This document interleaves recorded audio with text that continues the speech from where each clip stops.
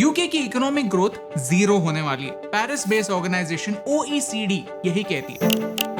Britain दुनिया के सबसे डेवलप्ड देशों में से एक माना जाता है, लेकिन आज वहां के कुछ लोग महंगाई की वजह से अपने घर का सामान बेच रहे हैं। क्या यूके का हाल श्रीलंका जैसा होने वाला? The nation is in the grip of a cost of living crisis. A currency collapse, soaring borrowing rates, investors and businesses in despair. Now the IMF too has issued a warning. The International Monetary Fund has openly criticized the tax plan. Bills are shooting up and are set to rise again in October. A worrying forecast for thousands around the UK.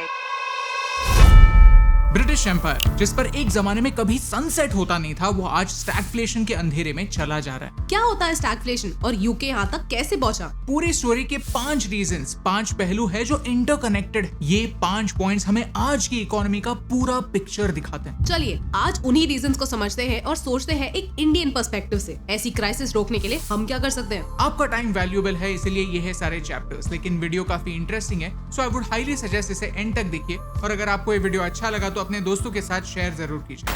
Chapter 1, puzzle का पहला piece, 2008 का financial crisis. आपके लिए एक सवाल है, United kingdom आज किस बेसिस पर रेलेवेंट है? जैसे जापान गाड़ियां एक्सपोर्ट करता है, यूएस हथियार एक्सपोर्ट करता है और चाइना वायरस, यूके का मेन प्रोडक्ट क्या है? In one word, it is stability. Think about it, London पिछले 500 सालों से स्टेबल है। वॉर्स आए और गए, डिजीजेस आए और गए, लीडर्स आए और गए, लेकिन लंदन स्टेबल रहा। ये स्टेबिलिटी दुनिया के टॉप बैंक्स को अट्रैक्ट करती है। HSBC, बार्कलेज, स्टैंडर्ड चार्टर्ड जैसे बड़े बैंक्स के ग्लोबल हेडक्वार्टर्स लंदन में है। यूके की इकोनॉमी इन्हीं फाइनेंशियल सर्विसेज पर निर्भर है, जो 2008 के फाइनेंशियल क्राइसिस के बाद कोलैप्स होने वाली थी। रिसेशन यानी बिजनेसेस स्लो हो रहे थे, लोगों के जॉब जा रहे थे, खर्च करने के लिए पैसे नहीं थे। सोल्यूशन, लोगों के हाथ में पैसे थमाओ, डायरेक्टली नहीं तो इनडायरेक्टली से।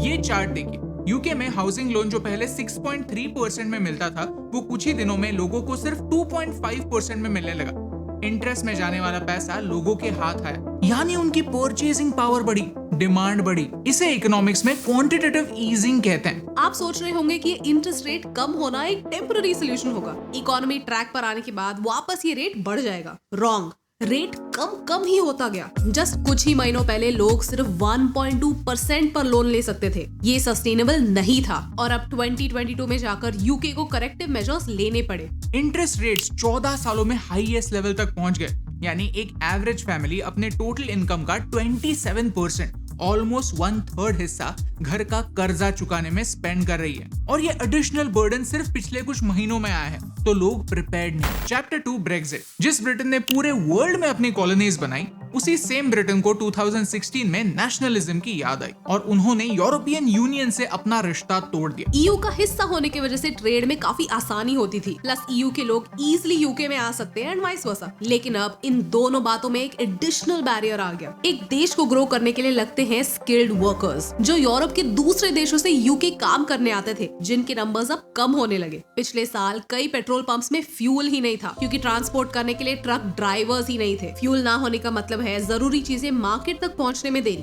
एज अ रिजल्ट महंगाई यानी इन्फ्लेशन। ब्रेक्जिट और इंटरेस्ट रेट्स की वजह से यूके में कॉस्ट ऑफ लिविंग डेंजरसली बढ़ रही है। बीबीसी का खुद का रिपोर्ट कहता है कि अगस्त में कंज्यूमर इन्फ्लेशन 10% तक पहुंच गया था। बेसिक चीजें जैसे लो फैट दूध 40% महंगा हो गया, आटा 28%, चीज और दही 21%। लेकिन ये इन्फ्लेशन होता क्यों है? Mainly 2 reasons. एक, कि लोगों के पास बहुत पैसा है और सब लोग चीजें खरीदना चाहते हैं, और दूसरा कि चीजों के मार्केट पहुंचते पहुंचते प्राइसेस बढ़ते हैं, तो कम लोग उन्हें खरीद पाते हैं। Chapter 3, stagflation. ओके, सो रिसेशन का इम्पैक्ट है नो जॉब्स, इन्फ्लेशन का इम्पैक्ट है राइजिंग प्राइसेस। क्या होता है जब हम दोनों को मिला देते हैं? यानी अनएम्प्लॉयमेंट भी है और चीजों के दाम भी बढ़ रहे हैं। इसे कहते हैं स्टैगफ्लेशन, जहां इकोनॉमिक ग्रोथ तो स्टैगनेंट है, स्लो है, लेकिन फिर भी चीजों के दाम बढ़ रहे हैं। बिजनेसेस को एक चीज बनाने में जहां 100 रुपए लगते थे और वो 110 में बेचकर 10 रुपए का प्रॉफिट कमाते थे, वही सेम चीजें बनाने में आज वो 150 रुपए स्पेंड कर रहे हैं और वो 155 रुपए में वो चीज बेचकर 5 रुपए का प्रॉफिट कमा रहे हैं। यानी कंज्यूमर के पॉइंट ऑफ व्यू से कॉस्ट बढ़ रहा है और कंपनी के पॉइंट ऑफ व्यू से प्रॉफिट कम हो रहा है, दोनों घाटे में, प्लस रिसेशन के सारे प्रॉब्लम्स है ही। Chapter 4 the new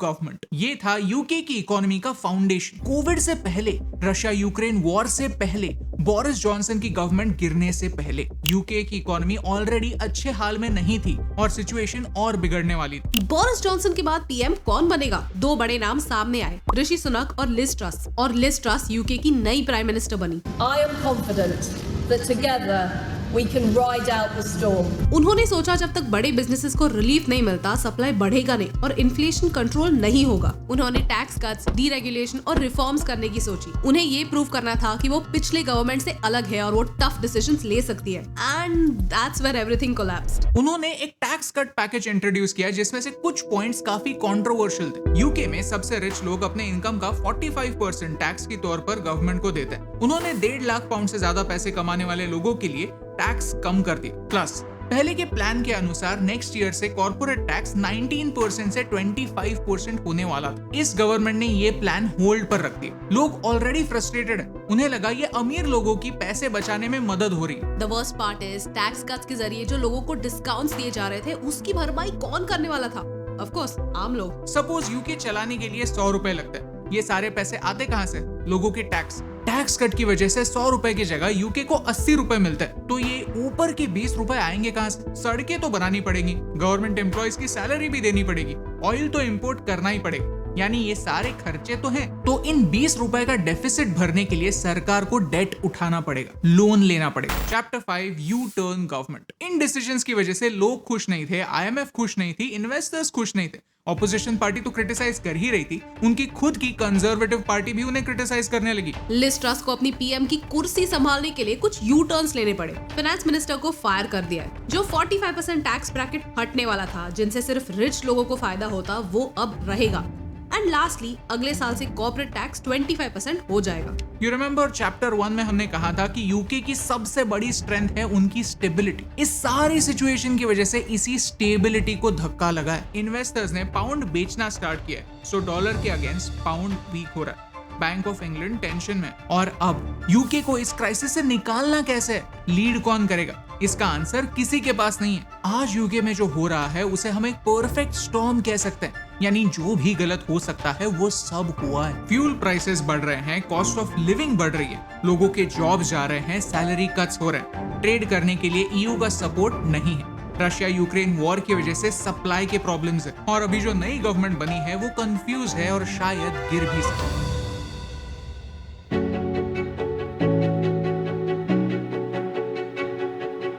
this event is important क्योंकि इसमें भारत जैसे देश के लिए काफी इंपॉर्टेंट लेसन्स हैं। सबसे पहला ये कि हमें दोस्तों की जरूरत है। फ्यूचर में भारत कितना भी स्ट्रॉन्ग क्यों ना बने, हमें डिप्लोमेटिक रहने की जरूरत। कोई भी देश 100% सेल्फ रिलायंट नहीं हो सकता और अभी तो ये ड्रीम काफी दूर है। We need to have strong allies, at least when it comes to trade. Second lesson ये है कि हमें सोच समझकर पॉलिसीज बनाने की जरूरत है। 2008 फाइनेंशियल क्राइसिस के बाद यूके अगर अपने इंटरेस्ट रेट समय रहते ही एडजस्ट कर लेता तो शायद आज उन्हें ये दिन देखना न पड़ता। जब पॉलिसीज बैकफायर करती हैं, तब हम हमारी क्रेडिबिलिटी खो देते हैं और लोगों का सपोर्ट भी। Good communication is the key. कई बार गलत कम्युनिकेशन की वजह से अच्छी पॉलिसीज भी लोगों तक पहुंच नहीं पाती। And number 3 is that there is no free lunch. दुनिया में कोई भी चीज फ्री नहीं होती। हर चीज का बिल कभी ना कभी किसी ना किसी फॉर्म में भरना ही पड़ता है। इस जनरेशन को नहीं तो नेक्स्ट जनरेशन को। बोरोइंग का मतलब ये होता है कि आप कल का पैसा आज खर्च कर रहे हो। भारत अपने बजट का 40% बोरो करता है। इसीलिए हमारे लिए ये जरूरी है कि हम ये जाने कि हमारा देश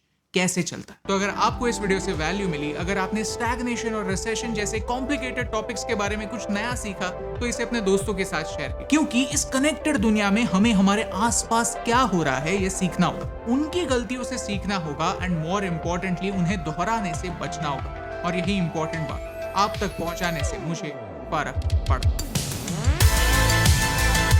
हे दोस्तों, thank you so much for watching this video till the end. अगर आपको ये वीडियो अच्छा लगा तो लाइक बटन प्रेस कीजिए और ऐसे कौन से टॉपिक्स पे हमें वीडियो बनाना चाहिए हमें कमेंट्स में बताइए। हमने इकोनॉमिक्स पर कई सारे इंटरेस्टिंग वीडियोस बनाए हैं। गवर्नमेंट्स अनलिमिटेड पैसा क्यों नहीं छापते, अगर आपको जानना है तो आप यहाँ पर क्लिक कीजिए। अगर आपको बांग्लादेश की इकोनॉमिक क्राइसिस के बारे में जानना है तो यहाँ पर क्लिक कीजिए। Thank you so much for watching this video, क्योंकि आपके सपोर्ट से हमें फर्क पड़ता है।